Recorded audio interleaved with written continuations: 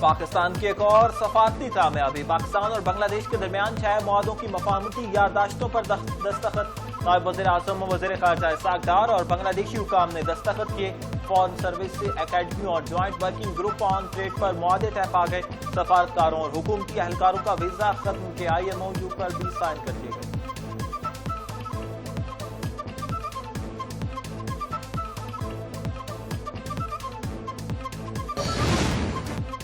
وزیر اعظم و وزیر خارجہ نائب وزیر اعظم و وزیر خارجہ کا دورہ بنگلہ دیش کے مشیر خارجہ امور محمد توحید السعید اور بشیر تجارت بشیر الدین سے ڈھاکہ میں اہم ملاقاتیں۔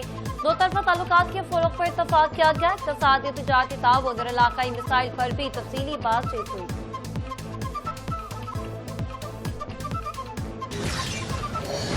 پنجاب KPK اور آزاد کشمیر کے مختلف علاقوں میں طوفانی بارشیں، تیز ہواؤں اور طوفانی بارش نے تباہی مچا دی۔ متعدد مکانات کی چھتیں گر گئیں، مکانات منہدم ہونے سے 10 افراد جاں بحق، 60 زخمی۔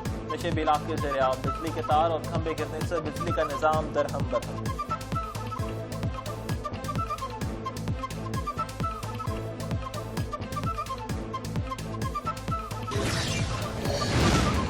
دریائے سندھ میں گڈو بیراج، جبکہ دریائے ستلج میں گنڈا سنگھ والا کے مقام پر اچھلے درجے کا سیلاب۔ پانی کی سطح 21 فٹ سے بلند، درجنوں دیہات میں سیلابی صورتحال۔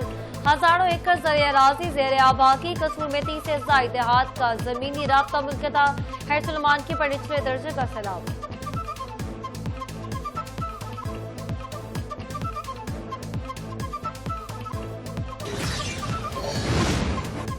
بارشوں کے 2 نئے سپیل، وزیر اعظم محمد شہباز شریف کی امدادی سرگرمیاں تیز کرنے کی ہدایت۔ غزل میں گلوف کے باعث سیلابی صورتحال بننے پر خصوصی احکامات جاری۔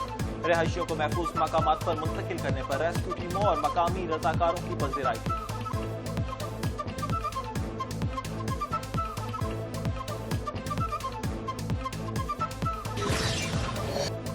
حالیہ بارشوں سے بہت مالی اور جانی نقصان ہوا۔ وفاق اور صوبے مل کر سیلاب متاثرین کی بحالی کے لیے کام کر رہے ہیں، متاثرین کو تنہا نہیں چھوڑیں گے۔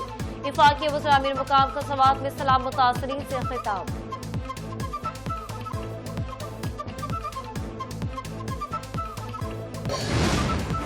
پنجاب میں شدید بارشوں اور سیلاب، ڈیمز بھرنے لگے۔ تربیلا ڈیم 99%، منگلا ڈیم 76% تک بھر گئے۔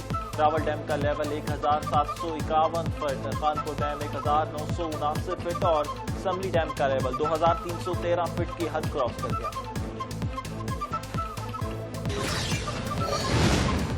سینیٹ کی پنجاب میں خالی جنرل ایشوز پر انتخابات۔ وزیر اعظم کے مشیر رانا ثناءاللہ اور سابق سینیٹر اعجاز چودھری کی اہلیہ سلمیٰ اعجاز کے کاغذات نامزدگی منظور۔ سینیٹ کے جنرل ایشوز پر ضمن الیکشن کا میدان 9 ستمبر کو سجے گا۔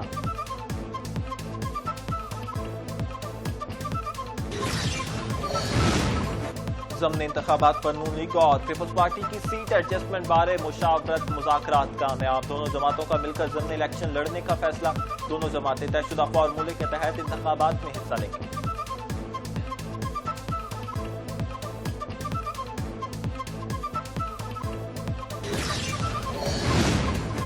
وزیر اعلیٰ پنجاب مریم نواز شریف کی مزدور دوست پالیسی کے ثمرات، صنعتی کارکنوں کو فلیٹ کے الاٹمنٹ کا سلسلہ جاری۔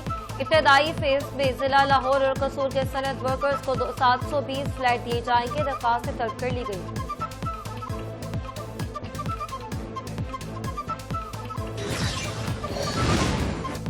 وفاقی وزیر داخلہ محسن نقوی کی تبلیغی مرکز رائے برنامہ۔ تبلیغی جماعت کے اکابرین مولانا عبدالاحمد بٹلر، مولانا عبید الرشید، ڈاکٹر سلیم اور دیگر شخصیات سے ملاقات۔ محسن نقوی نے تبلیغی جماعت کے دین اسلام کے لیے خدمات کو سراہا، کہا بیرون ممالک سے آنے والے وفود کے لیے ہر ممکن تعاون فراہم کریں۔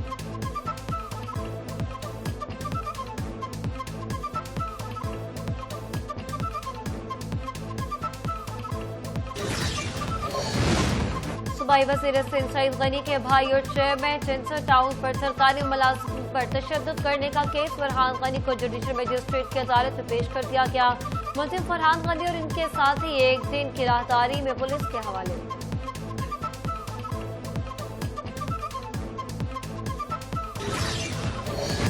मार्का हक में कामयाबी के बाद अब हमें मार्का मौशियत लड़ना है। हमारा अगला हदफ $100 अरब की एक्सपोर्ट है। Pattern in chief UV group SM Tanveer का फैसलाबाद में तकरीब से खिताब। बोले पाकिस्तान ने जंग में भारत को भरपूर जवाब दिया। अब सबको मिलकर मुल्क की मौशियत को मजीद मुस्तहकम करना होगा।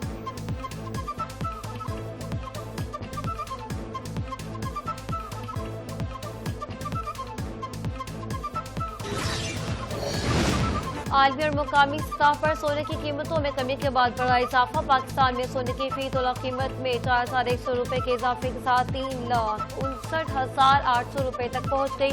आलमी मार्केट में $41 इजाफे के बाद फी औंस सोना $3,371 का हो गया।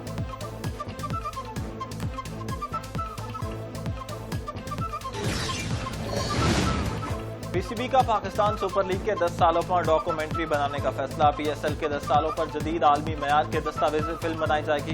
ये दस्तावेज़ फिल्म PSL के 2016 से 2025 तक के सफर के उतार चढ़ाव और कामयाबियों पर मबनी होगी।